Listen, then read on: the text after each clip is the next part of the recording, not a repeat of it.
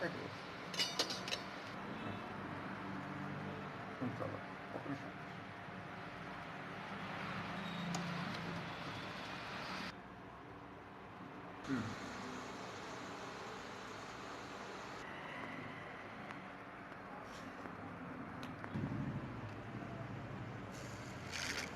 మీద పెట్టు ఫోన్ పైన